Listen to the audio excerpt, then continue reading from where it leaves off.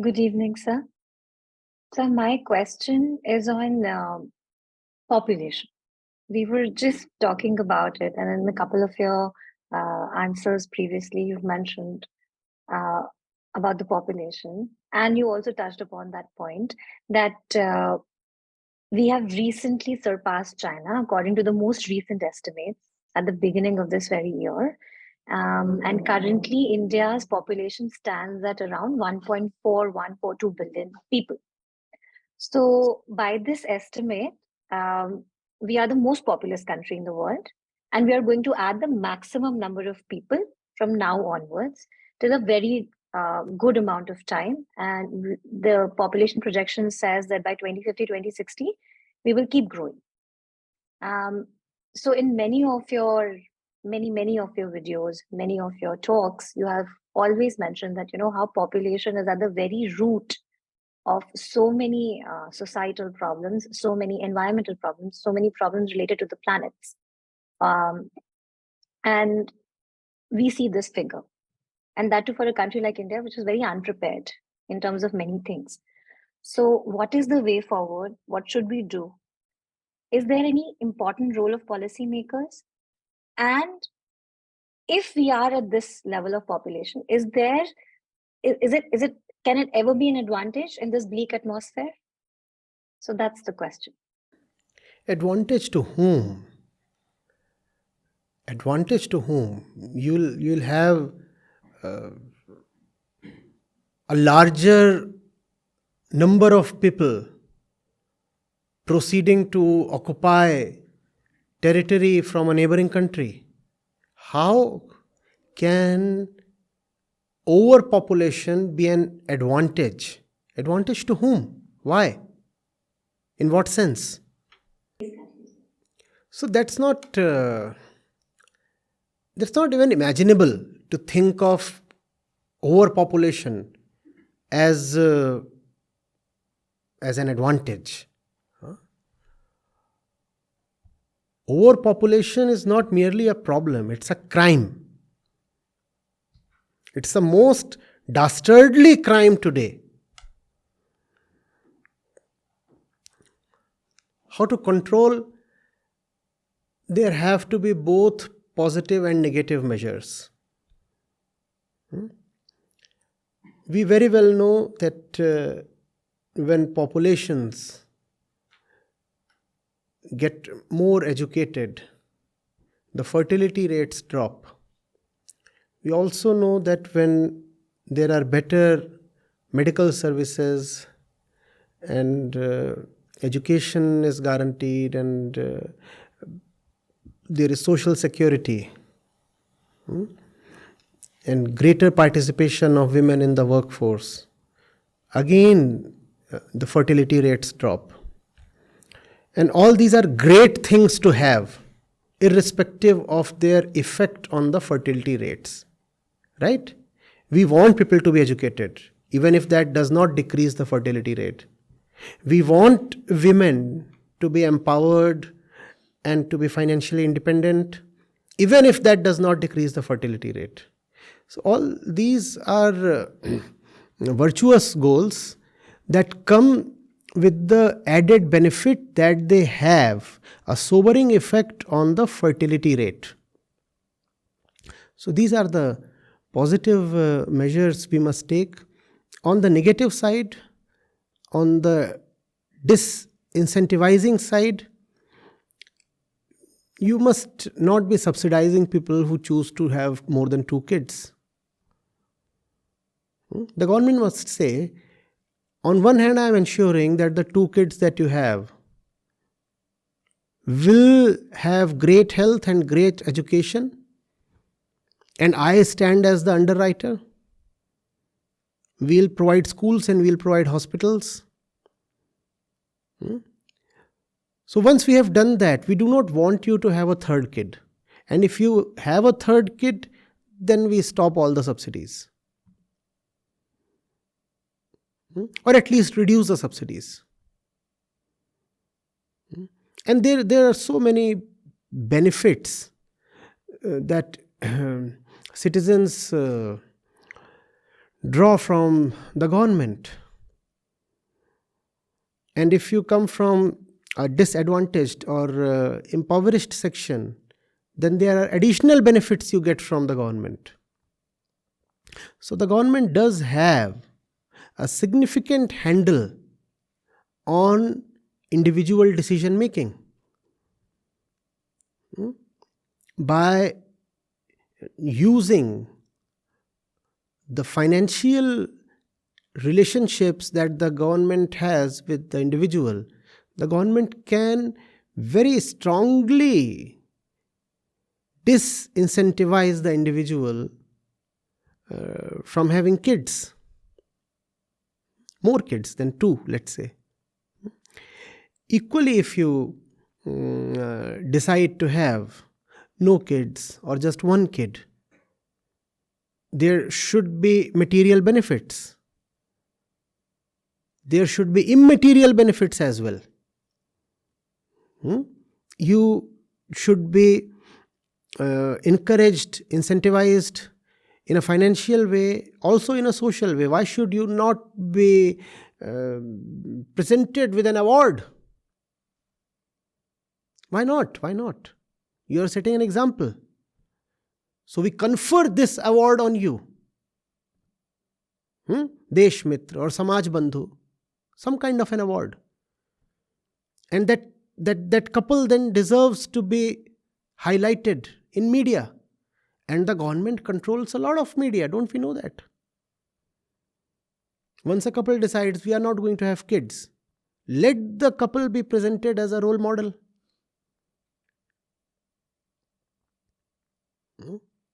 So there is a lot that can be done. And you do not need to take draconian measures like at the time of emergency. You do not need to forcefully sterilize people. That's not even needed. There are so many other ways you can both incentivize and de-incentivize people. But for this to happen, you need a government that can make this happen. And for that to happen, you need a people that can vote that kind of government to power. And for that to happen, you need to have an agency that can first of all educate people towards the peril of overpopulation. That agency should be able to challenge the long-standing cultural notions. If a woman does not procreate, her life is wasted. The purpose of life is to have a full nest. And a full nest is defined by the abundance of kids in it.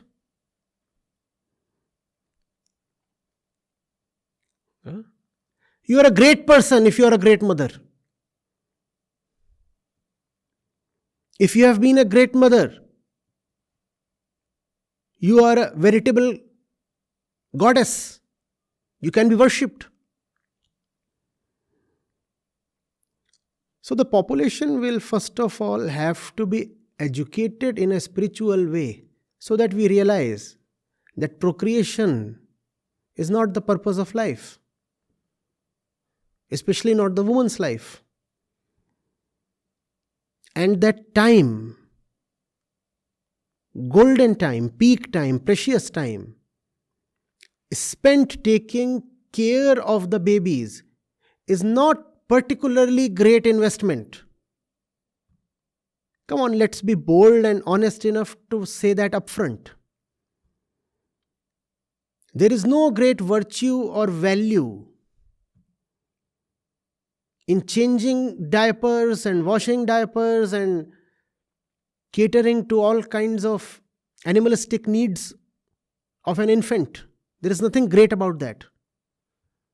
It does not even require a person of high consciousness to do all that. Even animals do all that. So let the woman know very clearly that if she is wasting years and years behind a baby, she is actually wasting her life.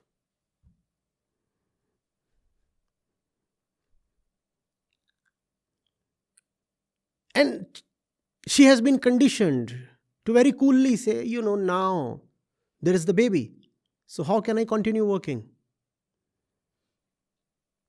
6 or 7 months before childbirth, some of them take leaves. And then they don't return to the workplace for the next 4-5 years. Sometimes even 10 years. Sometimes they never return at all. They need to be very clearly told, without mincing words, even if it hurts and offends, that they are wasting their life. The patriarchal society has placed such a great value on motherhood that women do not feel bothered at all, harmed at all, or ashamed at all, just wasting all their life running behind kids. They feel they are doing something very honorable, very respectable, very valuable. I'm not saying you should just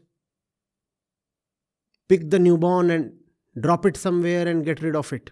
No. But you should know very well that time spent on the newborn, time spent on child raising is not a particularly great investment. And you have limited time as a human being.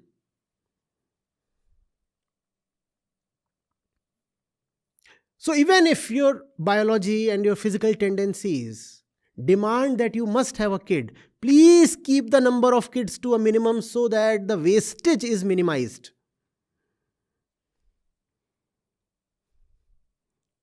The time spent on one kid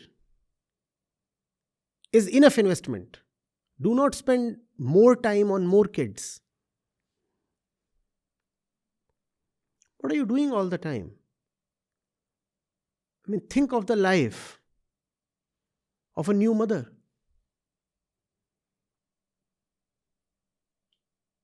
Think of her life. How is her life different from the life of any other female mammal that has newly given birth? Think of a buffalo or a goat.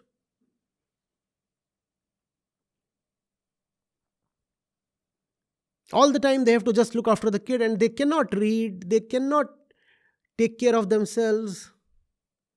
If you are a sports person, your sports are gone.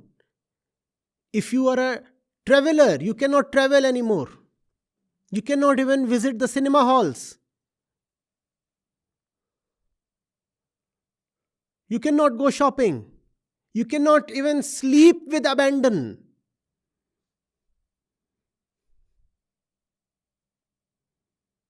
All the time you have to be tuned in.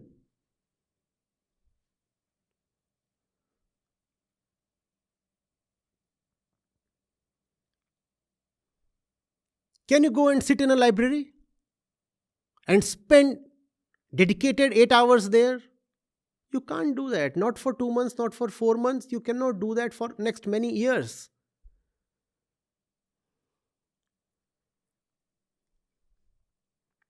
What about your dance classes? What happened to your swimming schedule? You were a champion swimmer. What happened to your tennis matches? You are so fond of challenging everybody around.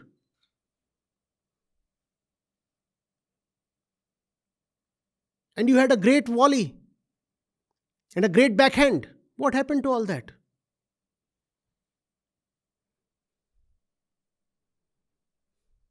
And you used to sit and continuously think and meditate on the great questions of life. You were thinking, who am I? Why do I exist? What is meant by nations? Why is society organized the way it is? Those movements used to be your internal bread and butter. Now, can you spend those peaceful moments in quietness and solitude? Can you do that? Then why are you so eager to pop a baby?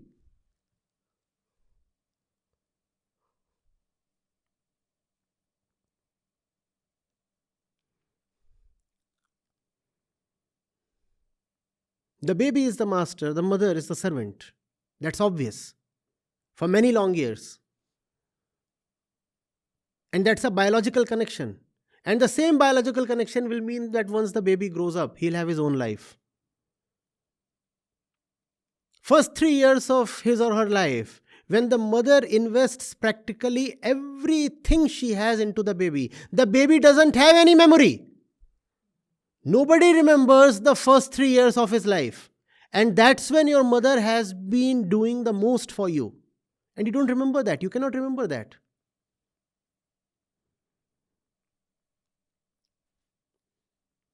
The baby is now 8 or 10 and he is already building a separate universe of his own. Does it not happen? He is already hiding things from the mother. And the mother sacrificed herself totally for the baby. Why is the mother so stupid? The mother is a human being, first of all, right?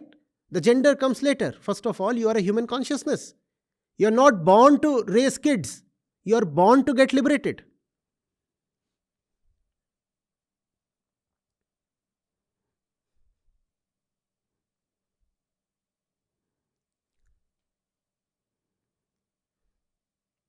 I look at women.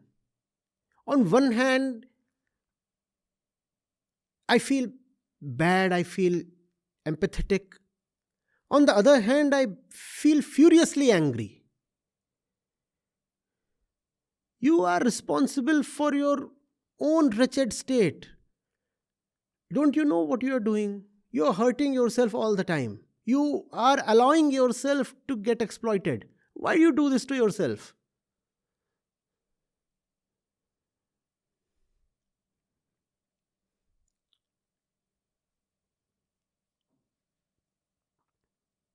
The scholarly student becomes a wet nurse.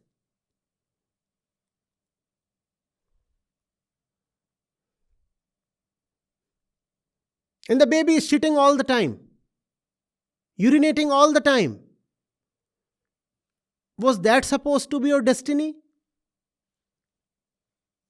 Urine and stools?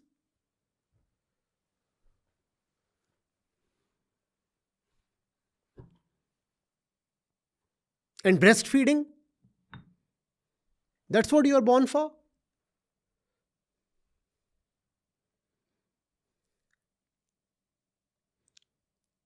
Women's emancipation has to be the thing that drives population control.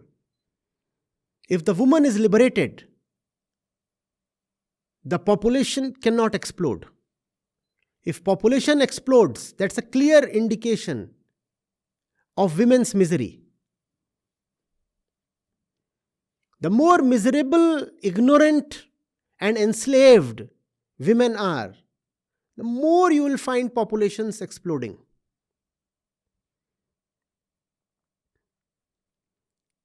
See, practically, man has zero role in the process. Let's face it. He impregnates and gets away paying a very small price. In fact, in some sense, his own beastly tendencies get satiated. Now the woman is confined to the house. So, she has been now domesticated, like a pet mammal. Now she becomes even more easier to control.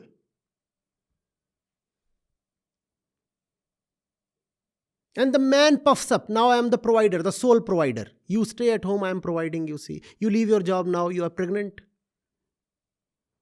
So I am the sole provider. And if you are the sole provider, then you become the master, obviously. By impregnating the woman, the man becomes her master. And the woman does not see that. Just emotion. Emotional foolishness.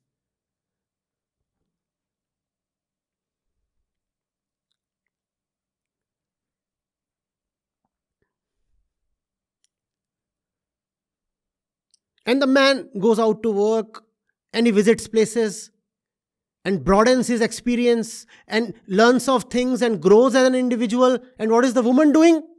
Cleaning shit and breastfeeding and preparing bottles and rushing to doctors.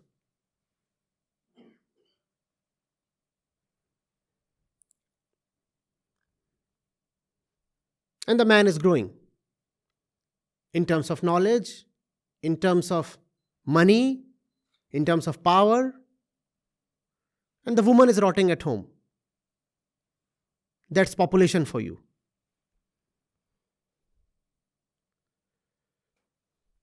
And on top of that, the man will say, you see, look at how magnanimous I am. I am the sole breadwinner. You two sit at home, you and the baby. And I provide for both of you idlers. What good are the two of you doing at home? Just sitting comfortably. And I am the one who is going out there working and providing for you two slothful people, doing nothing, good for nothing.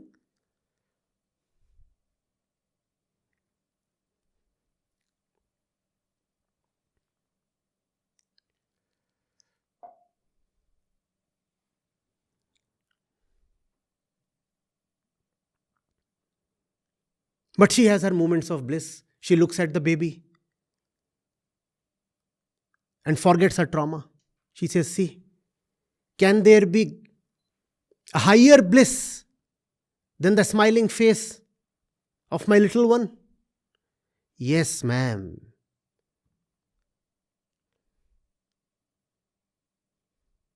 Knowledge and consciousness and realization and power.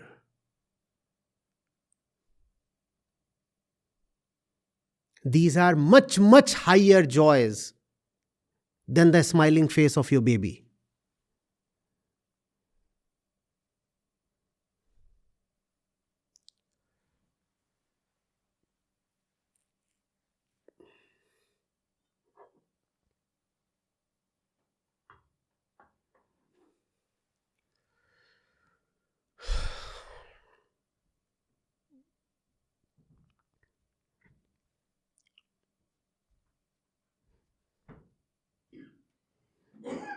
On the contrary, we have girls who break up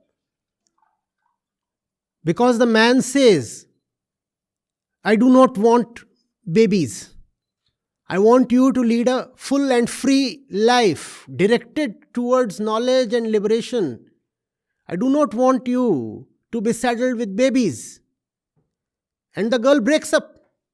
She says, what kind of man? Probably impotent.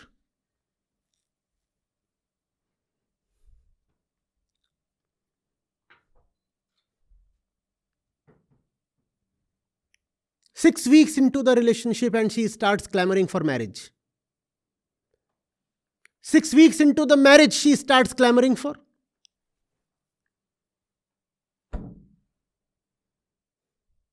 cultural conditioning. The ideal desi girl.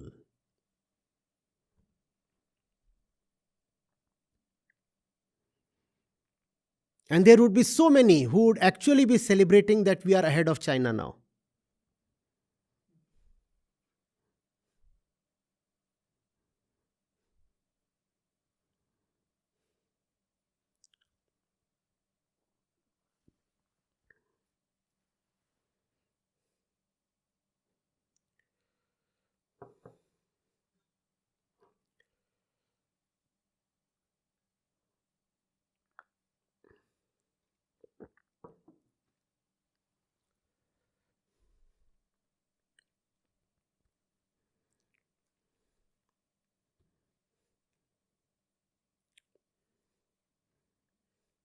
Yes, literacy is a contraceptive, but wisdom is the best contraceptive.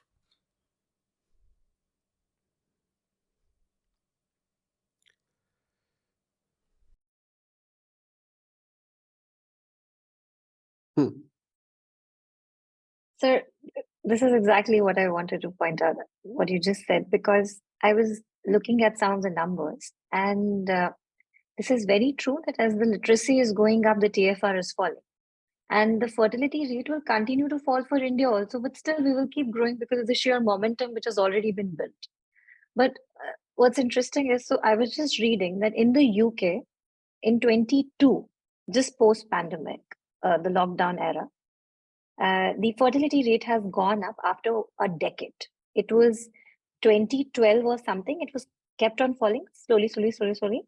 It was some 1.4 something, and it has become 1.51 something in 22. And I mean, there's nothing to say about the literacy rate of a developed nation like Britain.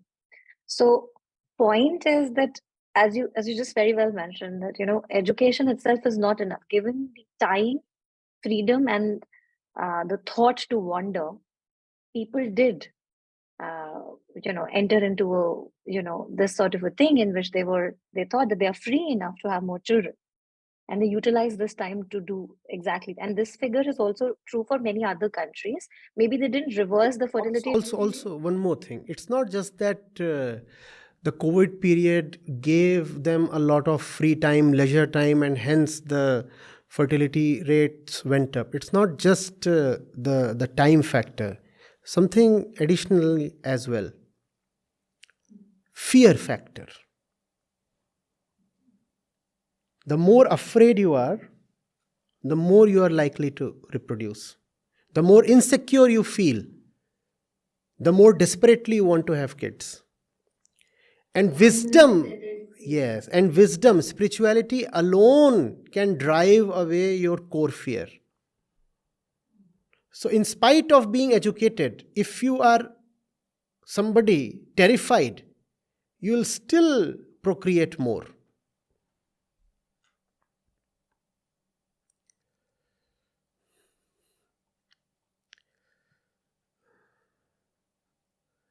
I could speak endlessly for hours. We have yet not talked of the impact of population, human population, the population of this one species on the populations of the millions of other species, billions of other species. We have not talked of what it means to have one additional Homo sapiens on this planet, what that means to the other species, what that means to the planet itself and its entire ecosystem. We just talked keeping human beings at the center, especially the female human being at the center. But if we could widen the perspective, you will find human population is the biggest curse on this planet. The day a human baby is born, entire existence weeps and mourns. The day a human kid is born, rest assured, entire existence is weeping and goes into mourning. That's the impact of one human birth. And still, I don't know. It's all very appalling. I'll stop here. Thank you very much. Thank you.